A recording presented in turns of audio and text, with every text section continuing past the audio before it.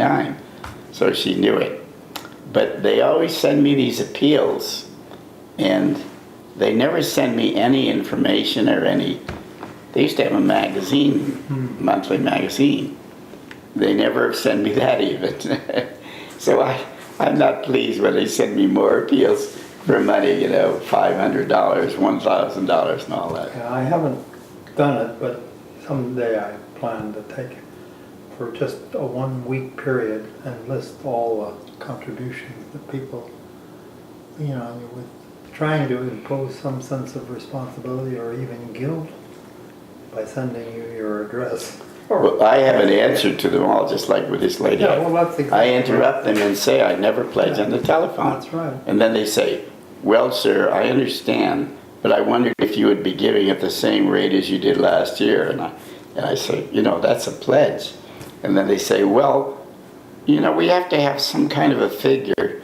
I say, what is it you don't understand about this, But anyway. Jenny, back to the... I was trying to say, go back to school, get a better job. Yeah, hard. It's hard. Anyway.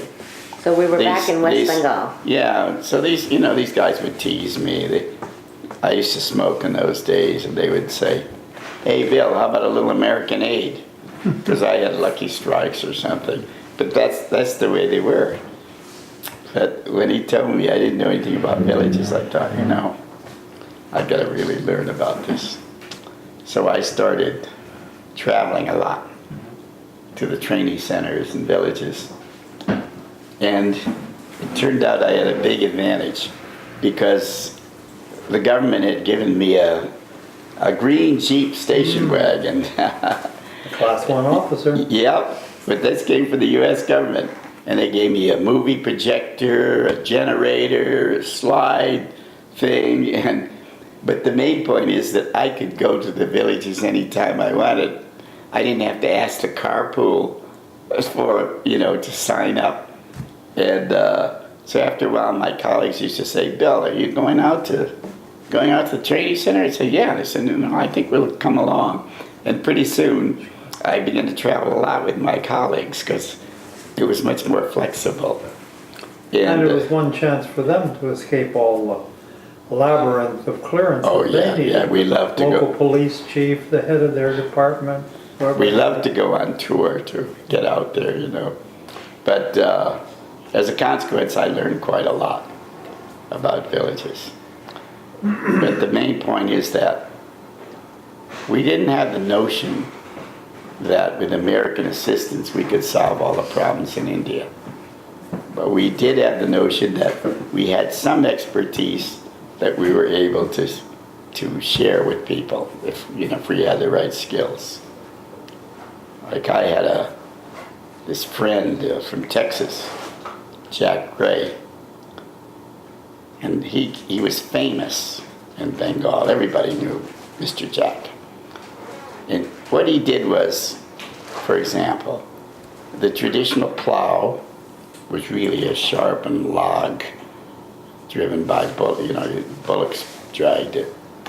And so Jack knew that it would be much more effective to have what's called a moldboard plow. I don't know if anybody knows what that is. It's like the prow of a ship, it cuts like this and turns the earth over. But he didn't try to introduce a moldboard plow made in America or something. He found a village blacksmith who could make something that would fit onto the traditional plow and could be repaired by local people. And that, is a completely different kind of aid than we give today. But it was a really educational experience, the whole thing. Do you remember when you guys met? When did you guys meet, and when did you know that he was a friend? We were both in the same department, so to speak, in the International Cooperation Administration. And we didn't have a very big staff, so we knew each other. And John I was stationed in Washington, I think, at that time. I don't know when that You was. were training officer for the whole I was Community Development Division. I was chief of the training and resource branch of the Community Development Division. I used to think of it as a twig instead of a branch. I had two people who understood what they were doing, who did the work. And anyway, it was around that time, and John had been working in Laos. And in Samoa for 10 years before that. Yeah, but I mean for AID. Yeah, that was unusual to have a person with that experience. And he had many adventures in Laos, as he can tell you. And so he came back to talk with it. The State Department was interested in the Laotian unpleasantness at that time. And so John came back and actually testified before Congress. So I used to call him the hero of Laos, you know, driving his Jeep with bullet holes in it and all that stuff, you know. But we met then. And I don't know. And then and you met again in India, that was a reunion? Oh, We met a lot of times in between. we met a lot of times in between. I have a picture somewhere of us all standing in front of our house on Oliver Street. Yeah, where you had. And we were going to go to the zoo, and your boys were young. Yeah, we met off and on. I don't know how, but we did.